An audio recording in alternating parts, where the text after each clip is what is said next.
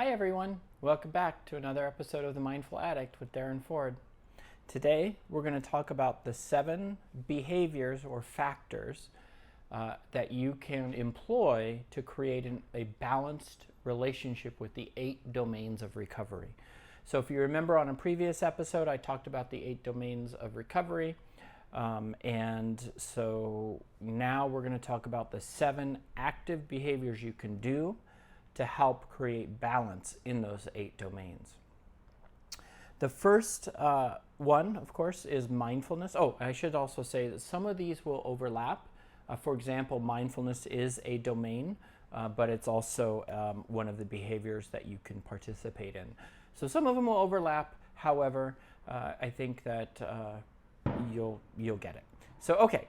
So the first one is mindfulness, and mindfulness is the foundation. If we don't have mindfulness, if we don't cultivate a vulnerable relationship with ourselves and others, we will not be able to recover.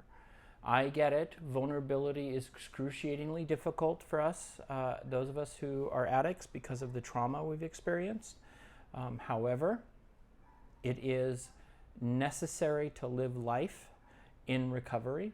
There's no ifs, ands, or buts about it. And what I could share with you is it won't always be as excruciating as it is in the beginning. So we need to cultivate mindfulness. The other one is that we need to investigate. We need to have introspection. We need to be curious about our world, about our environment. We want to think about and investigate the phenomenon that we have. We want to remember that it takes 22 milliseconds for our mind to process the information around us. So we're always in the past. We're never in the current, the absolute current. In fact, the most present we could ever be, if we're in thought, is 22 milliseconds in the past. Then, of course, we need to have determination. So determination is different than focus, right? Focus is where we move our mind, right? So the focus is we focus on the goal. But determination is the action, is the behavior of obtaining the goal, right? Is taking action, taking steps. In 12-step, they often classify determination, they call it a desperate need for recovery, right? Being desperate enough that you will go to any lengths to obtain it. In Buddhist psychology, it's called determination. Then, of course, we have the idea of a sense of awe.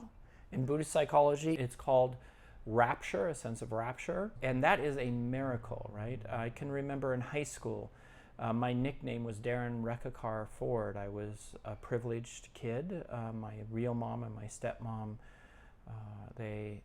my real mom and my stepmom, my real mom and my stepdad were incredibly generous to me and bought me over 9 cars, all of which I wrecked while I was in high school.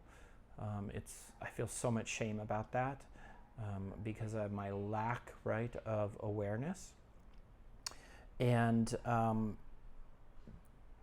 the reality is that being alive today is a miracle for me.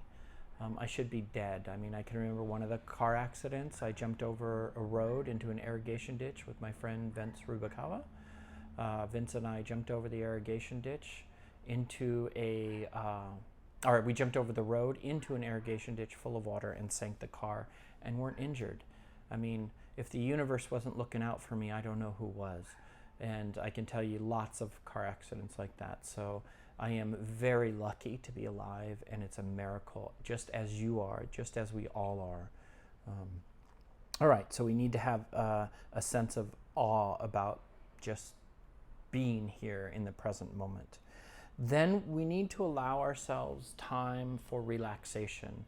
I cannot tell you how difficult this was for me.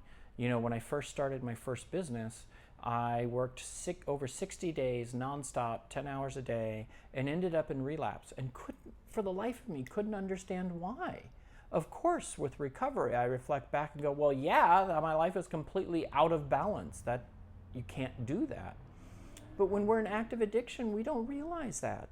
That's why one of the first psychological tests that we give at Mindful Centers, which is my addiction treatment center, we give is called the MWASI, or the Money and Work Stress Addiction Index. And really, it's a way to look at somebody's relationship to their work and to money, right? Because if we have out of balance relationships to work and money, that's a pretty good indicator that we're going to have out of balance relationship to the other 8 domains of recovery, right? So we need to allow ourselves to have downtime, and we need to schedule that downtime to the best of our abilities. And when we are unable to create that structure and those boundaries for ourselves, we need to ask for help. All right. So then we have concentration. Now, concentration is different than focus, and it's different than determination, right? So focus is, focusing on the idea, right? So the goal, seeing the goal, right? Determination is the movement towards the goal. Concentration is the calm, balanced state of mind that arises from all of the other causes and conditions, from mindfulness, from relaxation, as we move towards the goal, right? This is concentration. So many people confuse the idea of concentration and focus, and they're 2 different things. And it's very important that we remember that, because concentration is about a balanced mindset, not a mindset that is, or a mind state. It's about a balanced mind state, not about a mind state that is out of balance, right? I equate that to this calm, I grew up on the Colorado River, and which, my heart is always there. I love that river. It's in my blood. And in the mornings, you would go out, and the water would be smooth as glass. And those were the best times to be out on the river, whether we were, sitting there, floating down the river, whether you're, water skiing or barefoot skiing or whatever it is that you're doing. Man, those early mornings, those were the time, right? And that's the kind of mind that we want. We want that smooth, glassy, calm state of mind, right? And that's very difficult to obtain, and it takes time, right? And right concentration only arises out of continued practice of all of these other factors.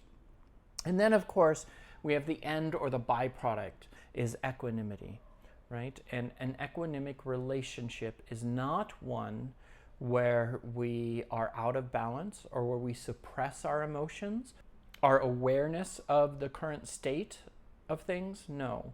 It's when we are able to absorb and be present with all of those dysregulatory, right, uncomfortable emotions in a non-reactive way, in a non-reactive manner, right? So we can be present with our own shame, we can be present with our own fear, with our own anger, with our own guilt, right? We can be present with all of those things and not have to do anything about it, because we can just see it for what it is, a transitory, natural state of being human that arises, crests, and falls.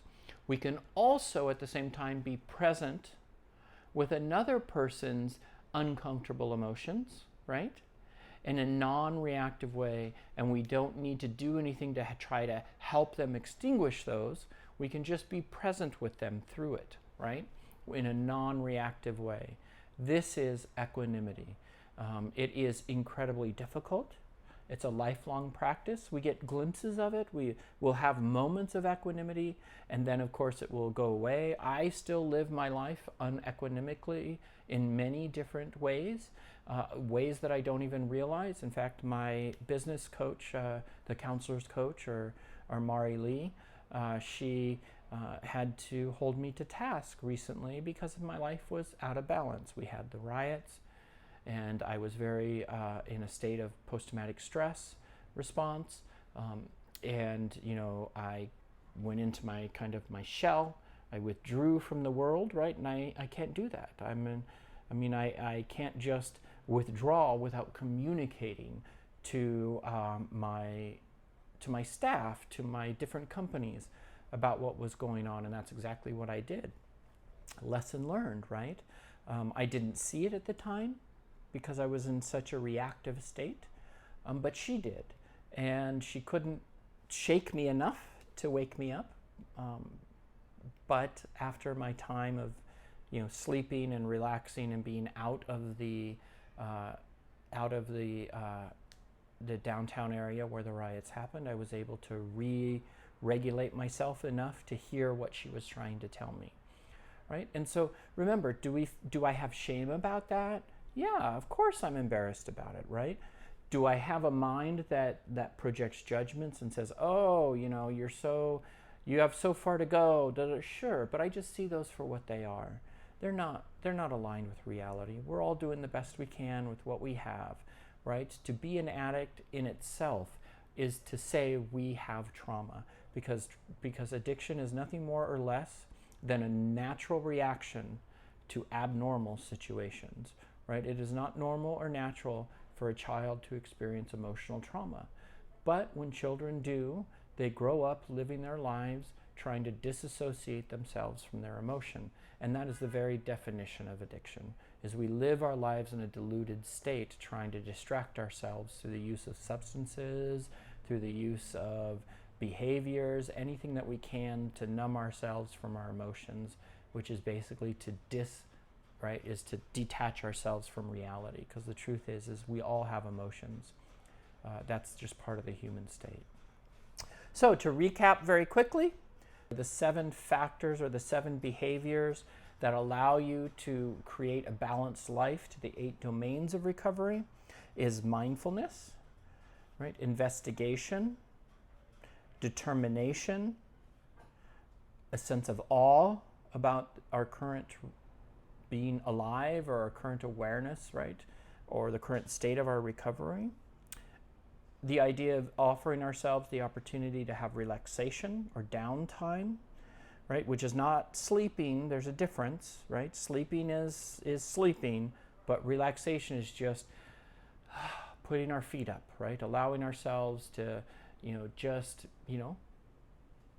have a moment of joy around the reality of where we are.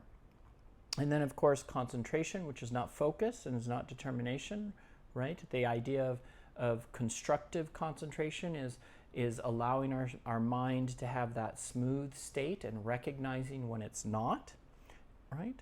And then, of course, equanimity, right? Which is allowing ourselves to absorb the environment around us and also within us in a non-reactive manner. All right? So those are 7 factors or 7 behaviors, right? In Buddhist psychology, they're called the 7 factors of awakening. However, I call them the 7 factors of recovery because they're absolutely necessary for recovery. And we just practice them. So take 1 per week for the next 7 weeks and practice it, right? It's not about getting things perfect.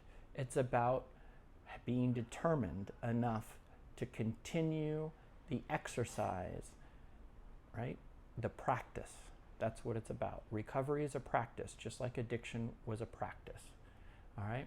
So be gentle with yourselves. Thank you so much for your time and your focus and your determination. And I'll see you again soon. Thanks so much. If you haven't subscribed, please do so and hit the like button. That helps me get the message out for recovery. All right. Have a wonderful day. Bye-bye.